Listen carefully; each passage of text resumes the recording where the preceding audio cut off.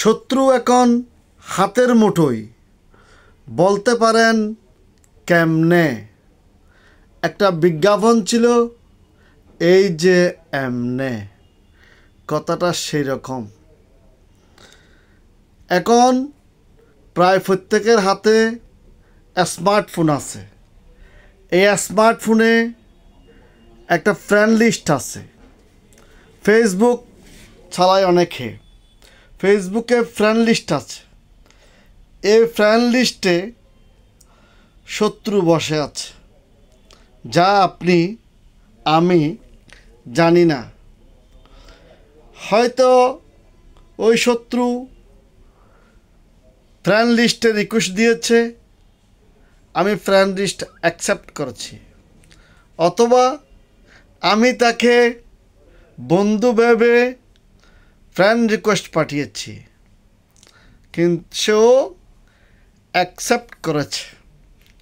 পরবর্তীতে দেখা গেল যে সে আসলে কোনো বন্ধু নয়, সে বন্ধু সেজে ফ্রেন্ড লিস্টে বসে আছে। প্রকৃতপক্ষে সে আপনার আমার বন্ধু নয়, বন্ধু সেজে বসে আছে ফ্রেন্ড লিস্টে। ফ্রেন্ড লিস্ট মানে হলো বন্ধু লিস্ট। বন্ধু লিস্টে থাকবে আপনার বন্ধু, শুভাকাঙ্ক্ষী, যে আপনাকে ভালোবাসে। কিন্তু কথা হচ্ছে, এখন দেখা যাচ্ছে যে কি, আপনি ফ্রেন্ড লিস্টে যাকে আপনি বন্ধু বানিয়েছেন, সে আপনি যখন কোনো পোস্ট করবেন, সে আপনার বিরুদ্ধে লেখা শুরু করে। আপনার ওই পোস্টকে সে আপনার বিরুদ্ধে ব্যবহার করার চেষ্টা করে। তাহলে কি সে আপনার বন্ধু হলো? ফ্রেন্ড লিস্টে জায়গা নিয়েছে বন্ধু হিসেবে, কিন্তু সে আপনাকে বিদ্রূপ করে। আপনি কোনো পোস্ট করলে সে তাকে ওইখানে কমেন্ট করে খারাপ মন্তব্য করে। আপনি কোনো ভিডিও দিলে সেই ভিডিও তার পছন্দ নাও হতে পারে, বা আমার কোনো ভিডিও তার পছন্দ নাও হতে পারে, কিন্তু তাই বলে সে বিরূপ মন্তব্য করাটা তার জন্য যেমন শোভনীয় নয়, আমার জন্যও শোভনীয় নয়। এখানে অনেকে আমাদের কাছে, আমরা আইনজীবী, বলে যে আমার বিরুদ্ধে এই কমেন্ট করছে। তো আমি বললাম যে আপনি এগুলো ওনাকে ফ্রেন্ড বানালেন কেমনে? ও রিকোয়েস্ট দিয়েছে নাকি আপনি বানাইছেন? বলছে যে আমি যখন তার নাম দেখেছি পাড়া প্রতিবেশী বা আত্মীয় স্বজন, তখন তাকে আমি ফ্রেন্ড রিকোয়েস্ট পাঠিয়েছি। কিন্তু সে যে আমার প্রতিটি কমেন্টে বা আমার প্রতিটি পোস্টে সে আমার বিরোধিতা করবে, তা তো আর আগে আমি জানতাম না। সে এখন আমি পোস্ট করলেই আমার বিরোধিতা করে, আমি কোনো ভিডিও দিলে বিরোধিতা করে। তাহলে সে কি আমার এখন বন্ধু না শত্রু? তাহলে আমারও বিষয়টা শুনে হাসি লাগলো। আমি চিন্তা করলাম যে আসলে তো ঘটনা সঠিক, আমারও তো এখন সেরকম হয়। আমি গত 2 দিন ধরে 2-3টা পোস্ট দিয়েছি, ভিডিও দিয়েছি। দেখা যাচ্ছে যে ওই পোস্টে, ওই ভিডিওগুলোতে অনেকে আমাদের বিরুদ্ধেও কমেন্ট করছে। এখন আমার বক্তব্য হয়তো ওনার ভালো নাও লাগতে পারে, আমার বলার ঢং বা ধরন তার ভালো নাও লাগতে পারে, কারণ এক একজনের বলার স্টাইল, এক একজনের বলার ভঙ্গি, এক একজনের বলার ঢং, এক একজনের গলার স্বর এক এক রকম। সবাই তো আর রোনা লায়লা না, কিংবা সাবিনা ইয়াসমিন না, যে সবার গলার স্বর রোনা লায়লার মতো বা সাবিনা ইয়াসমিনের মতো হবে, কিংবা আমাদের সালাউদ্দিন কাদের চৌধুরীর মতো হবে। তাই প্রত্যেকের গলার স্বর আল্লাহ রাব্বুল আলামিন এক একজনের গলার স্বর এক এক রকমের করে দিয়েছেন। এটা আল্লাহর অপূর্ব সৃষ্টি, যে কারণে একজন মানুষের কণ্ঠস্বর আরেকজন মানুষ বুঝতে পারে, চিনতে পারে। কিন্তু আপনি একজনের কণ্ঠস্বর আপনার ভালো না লাগলে হয়তো সেটা আপনি এড়িয়ে যাবেন, কিন্তু তাকে আপনি ঠাট্টা বিদ্রূপ করতে পারবেন না।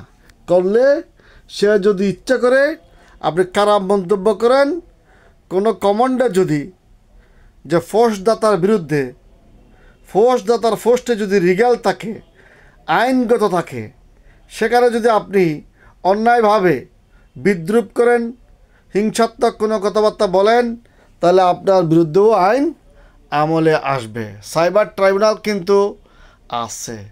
সেই কারণে বলছি, এই কারণে যে অনেকে এখন ফোর্স দিতে, ভিডিও দিতে নিরুৎসাহিত হয়ে যাচ্ছেন।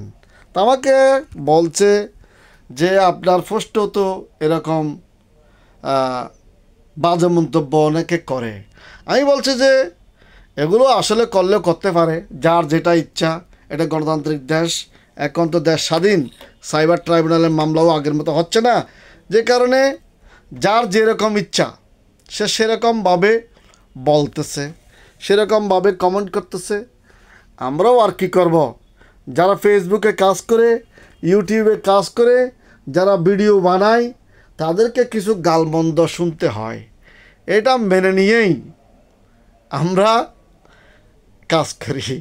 তাই এটাকে আমরা আপাতত মেনে নিয়েছি। কারণ কি, যখন দেখব যে অতিরিক্ত বাড়াবাড়ি করতেছে, কমান্ডে এমন কোনো কিছু আসতেছে যা আমাদের মানহানিকর হবে বা আপনার মানহানিকর হবে, ফেসবুকে এই সমস্ত মানহানিকর কমেন্ট করলে সাথে সাথে তার বিরুদ্ধে অ্যাকশানে যাওয়া হবে।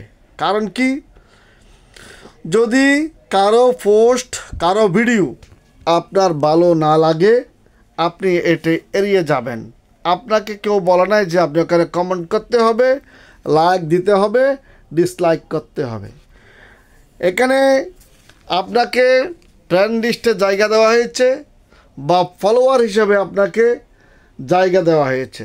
তার মানে এই নয় যে আপনি ফলোয়ার হয়ে আপনি ভিডিওদাতার বিরুদ্ধে অন্যায়ভাবে কথা বলবেন, কমেন্ট করবেন, কমেন্ট লিখবেন বা ভয়েস দেবেন। এই সমস্ত কথাগুলো আপনি যদি হোয়াটসঅ্যাপে বলেন, মেসেঞ্জারে বলেন, কিংবা পোস্টদাতার পোস্টের নিচে কমেন্ট বক্সে বলেন, কিংবা ভিডিওর কমেন্ট বক্সে আপনি বলেন, আইনের আওতায় আসবে। হয়তো প্রথম আপনাকে হয়তো কিছু ছাড় দেয়া হচ্ছে বা হবে, কিন্তু যখন কেউ ক্রিমিনাল অফেন্স করে ফেলবে, তাহলে ক্রিমিনাল অফেন্সে সাজা কিন্তু রাষ্ট্রে আছে। আপনাকে ফ্রেন্ড লিস্টে জায়গা দেওয়া হয়েছে যা তা বলার জন্য নয়, আপনাকে বন্ধু বানানো হয়েছে। আপনি বন্ধু হয়ে শত্রু সেজে গেলে আপনাকেও শত্রু হিসাবে বিবেচনা করা হবে। কারণ যারা বন্ধু সেজে ফ্রেন্ড লিস্টে জায়গা পায়, তাদের উচিত বন্ধু হয়ে বন্ধুর মতো আচরণ করা। কিন্তু বন্ধু সেজে ফ্রেন্ড লিস্টে জায়গা নিয়ে আপনি ইনমি সাজবেন না। ইনমির মতো আচরণ করলে আপনাকেও ইনমির মতো ব্যবহার করা হবে। এটা আমার ক্ষেত্রে নয় শুধু, আরও অনেকে দুঃখ প্রকাশ করে বলে যে আমার পোস্টে এরকম লিখেছে, আমি পোস্ট করেছি, আমার কমেন্ট বক্সে এরকম দিয়েছে। আমিও দুঃখ করে বলি যে আমরাও যখন ভিডিও করি, পোস্ট করি, আমাদের বিরুদ্ধেও অনেকে লেখে। আমি তো আর পোস্ট সবসময় চেক করি না, তো চেক করলে ধরা পড়ে যে একদিন পরে, দুদিন পরে, কিন্তু এর মধ্যে তো এটা আমারও অফেন্স হয়ে যাচ্ছে। কারণ আমি একটা পোস্ট দিলাম স্বাভাবিক, কিন্তু আপনি একটা রাষ্ট্রের বিরুদ্ধে রেখে দিলেন।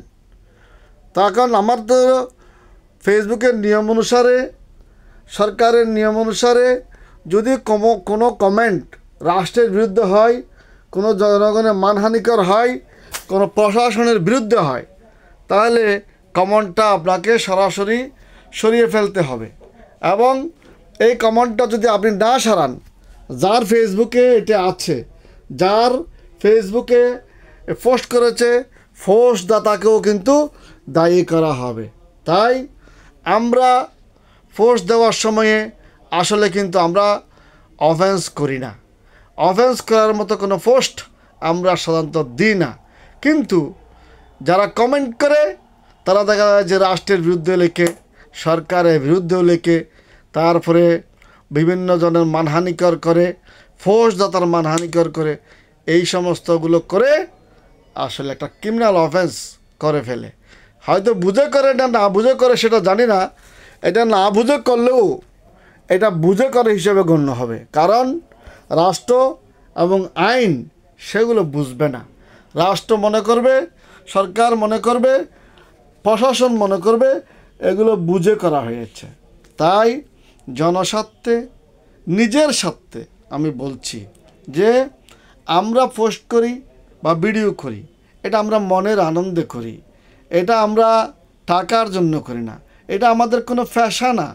আমার একটা সুনির্দিষ্ট পেশা আছে, আমি হলাম আইনজীবী, কিন্তু অনেক সময়ে হয়তো সময় থাকে হাতে, সেজন্য একটা ভিডিও করি, হয়তো মনের ইচ্ছায় লিখতে ইচ্ছা হয় লিখি। তো কবি সাহিত্যিক আমাদের আইনজীবী থেকেও আছে, বড় বড় সাংবাদিক, বড় বড় লেখক, গবেষক আমাদের আইনজীবী থেকে আছে। তাই আমরা সময়ের ফাঁকে ফাঁকে যদি কোনো সময় পাই তাহলে একটু লেখার চেষ্টা করি বা ভিডিও দেওয়ার চেষ্টা করি। এগুলো আপনাদেরকে বা সাধারণ জনগণকে অনেক সময় জানানোর জন্য করা হয়, অনেক সময় আমাদের নিজের আনন্দের জন্য, মনের বাসনায় করা হয়।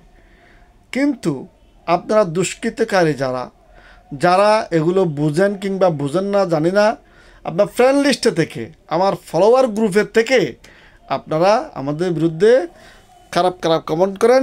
এবং শুধু তাই নয়, রাষ্ট্রের বিরুদ্ধেও অনেক সময় কমেন্ট করেন, যে কমেন্টগুলো আসলে আমাদের পক্ষে সবসময় কি ফেসবুক নিয়ে আমরা থাকি? আমরা তো অনেক সকাল 9:30 থেকে 4টা-5টা পর্যন্ত মানে কোডের কাজকর্ম নিয়ে থাকতে হয়। তাহলে আমি আর এই সময়ে ফেসবুক গাড়াগাড়ি করার সময় কই? আমরা হয়তো অবসর টাইমে একটা পোস্ট দিই, বা অবসর টাইমে একটা ছুটির দিনে বা অবসর সময়ে একটা ইচ্ছে করলে ভিডিও দিই।